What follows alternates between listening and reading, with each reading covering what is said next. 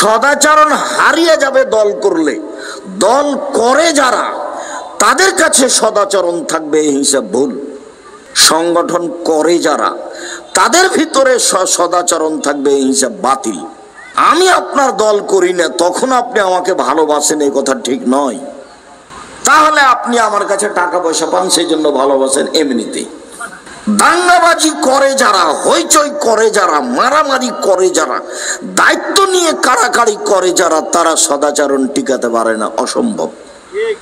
সদাচরণ টিকাতে হলে একবারে খালি থাকতে হবে। যেন সকালে যখন উঠবেন তখন আপনার কেউ শত্রু নাই।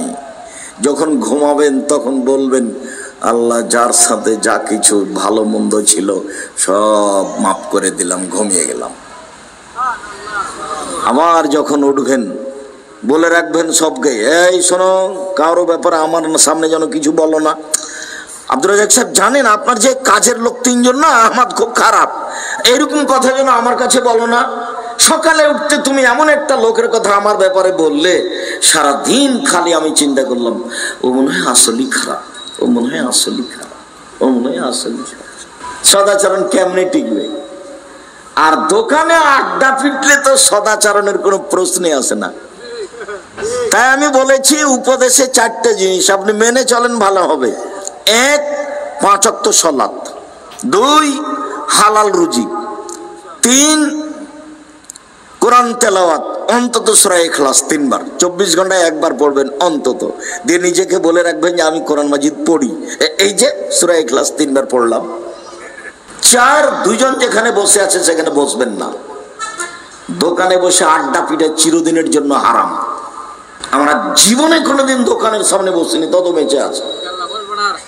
দোকানের সামনে বসে গল্প করবেন আর কেউ কারো বদনাম করবে, আপনি শুনবেন, তখন আপনি ভালো আচরণের মানুষ এটা হতে পারেন। আর মুরব্বী মানুষ, বেটারা টাকা পয়সা ইনকাম করে, প্রতি বছর হজে যায়, এশার সালাত আদায় করে মাথায় টুপি দিয়ে সুন্দর করে দোকানে বসে আছে, ল্যাংটা মেয়ে আসছে। ওকে যদি জিজ্ঞাসা করা হয়, মুরব্বী আপনি কি মনে করছেন আমি খুব ভালো? না, কি করি আসলে, 1 কাপ চা খাবো তো সেই জন্য বসে আছি। মানে ও বুঝতে পারছে যে আমি এখন ভালো নই। আপনি জিজ্ঞাসা করে দেখেন যে দোকানে বসে আছে এখন। আমি আব্দুর রাজ্জাক বিন ইউসুফ কথা বলছি, কত তার দুঃসাহস, সে দলপাটি কিভাবে করে, এখনো সে বসে গল্প করছে। তার একটু শরম হয় না, তার একটু লজ্জা হয় না, তার একটু হায়া হয় না, তার একটা ইতস্তবোধ হয় না, তার একটা বোধোদয় কাজ করে না, তার একটা মানবতা কাজ করে না। মানবতা ভিন্ন জিনিস, বোধোদয় ভিন্ন জিনিস, হিতাহিত জ্ঞান ভিন্ন জিনিস। এটা লুপ পেয়ে যাবে, মানুষ হয়ে যাবে আগাছা, মানুষ হয়ে যাবে পশু প্রাণীর মতো।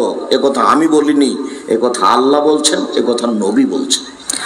সম্মানিত দিনী ভাই বোন, দাঙ্গাবাজি করে, জুলুম করে, অত্যাচার করে, মামলা করে, আর একজনকে অপমান করে, হেনস্থা করে কেউ কোনোদিন সদাচারের অধিকারী হতে পারে না, অসম্ভব। সদাচরণ। আবু দারদা রাদিয়াল্লাহু তাআলা আনহু বলেন, রাসূল সাল্লাল্লাহু আলাইহি ওয়াসাল্লাম বলেছেন, ইন্না আসকালা শাইইন ইদাউ ফি মিজানিল মুমিন খুলুকুন হাসান। বিচারের মাঠে মুমিন পুরুষ নারীর নেকির পাল্লায় সবচেয়ে যেটা ভারী নেকি হবে সেটা সদাচরণ। সবচেয়ে ভারী, অধিক ভারী।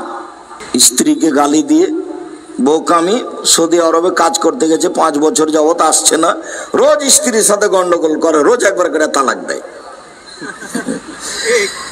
একবার যদি স্ত্রীর উপরে সন্দেহ করেন, বা আপনার উপরে যদি স্ত্রী সন্দেহ করে, তাহলে আর টিকতে পারবেন না। কেন? এখন শয়তান লেগে গেছে। এখন আপনাকে এদিকে ওদিকে নিয়ে যেতে যেতে যতক্ষণ পর্যন্ত তালাকের কথা না বলবেন ততক্ষণ পর্যন্ত ছাড়বে না। আর যখন বলবেন তোকে 1 তালাক তোকে দিই, তোকে 100 তালাক দিলাম, তুই যা, তারপরে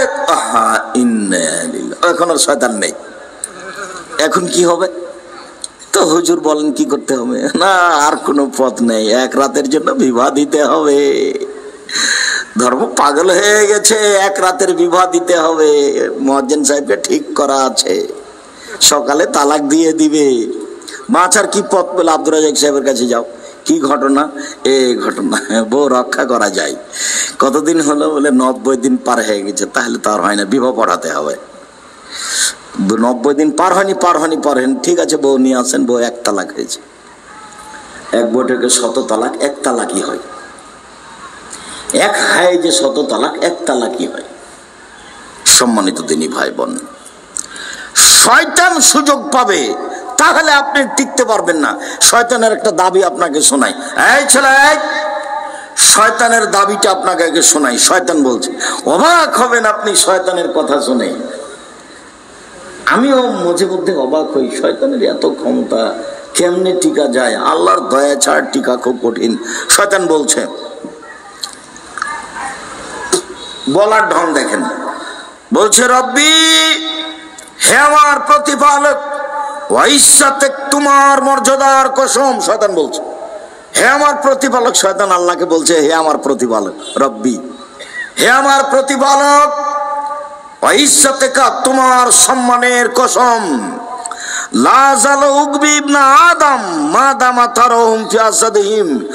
আদম সন্তানের দেহে যতক্ষণ পর্যন্ত শ্বাস থাকবে, আমি ওকে ভ্রান্ত পথে, ভুল পথে নিয়ে যাবই যে কোনো মূল্যে। ইবলিস বলছে, শয়তান বলছে আল্লাহর সামনে, ওর দেহে যতদিন শ্বাস আছে আমি তো ওর রগে রগে চলতে পারি, ওর রক্ত যেখানে যায় সেখানে আমি যেতে পারি। এত ক্ষমতা তার। এই ক্ষমতা নিয়ে বলছে আল্লাহকে, প্রতিপালক, আদমের ছেলে মেয়েকে আমি পাপী করবই। তখন উত্তরে যদি আল্লাহ বলতেন যে না, পারবি না, তাহলে হতো, কিন্তু আল্লাহ এই কথা বললেন না। এখন আল্লাহ তার পরিচয় দিয়ে বলছেন, ওয়াইসাতি ওয়া জালালি ওয়া ইরতিফায়ে মাকানি, আমার মর্যাদার কসম, আমার সম্মানের কসম, আমার উচ্চতার কসম, আমার মর্যাদার কসম, আমার সম্মানের কসম, আমার উচ্চতার কসম,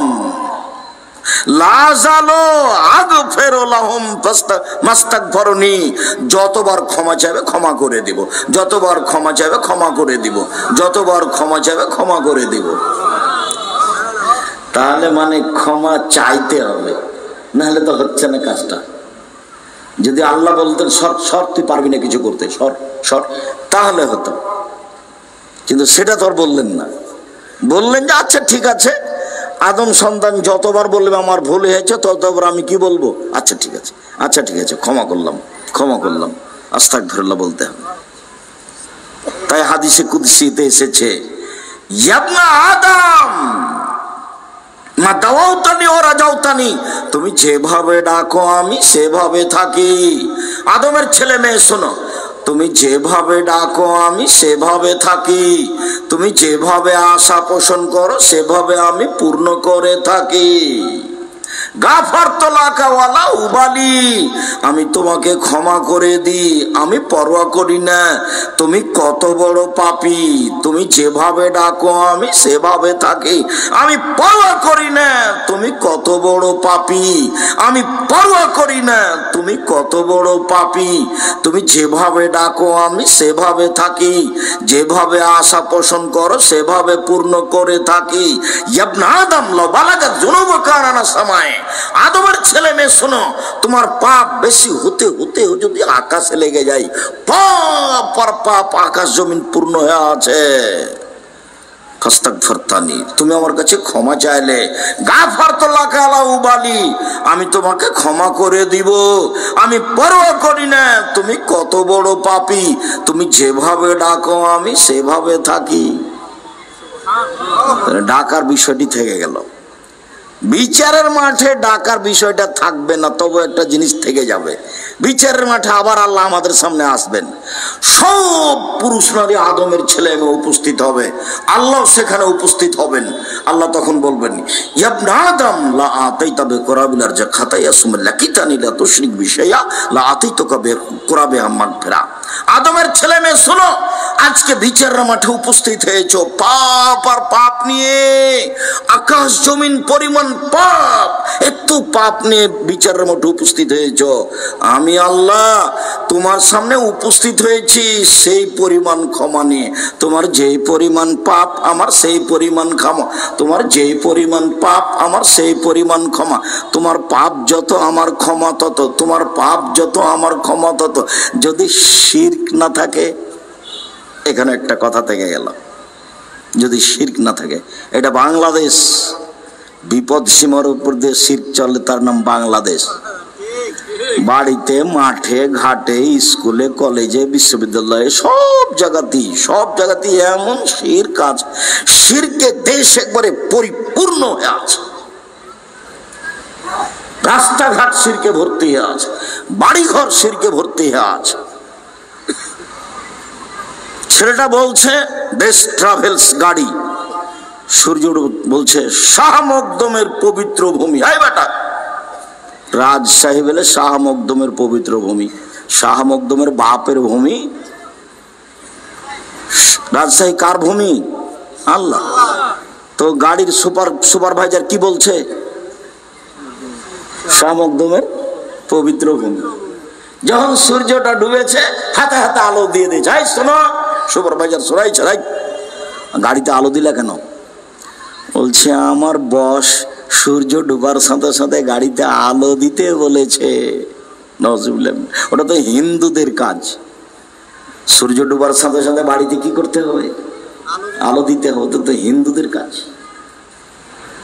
আর যেগুলো স্কুল কলেজে রাস্তাঘাটে অফিস আদালতে আছে সেটা থাক, সামাজিক ভাবে যে মানুষ শিরক করছে তার কোনো হিসাব নাই। বিচারের মাঠে আল্লাহ একটা কথা রেখে দিলেন যে যদি শিরক না থাকে তাহলে তোমার যে পরিমাণ পাপ আমার সেই পরিমাণ ক্ষমা, তোমার যে পরিমাণ পাপ আমার সেই পরিমাণ ক্ষমা, তোমার পাপ যত আমার ক্ষমা তত, যদি শিরক না থাকে। সম্মানিত দিনী ভাই বোন, সবচেয়ে ভারী নেকি সদাচরণ।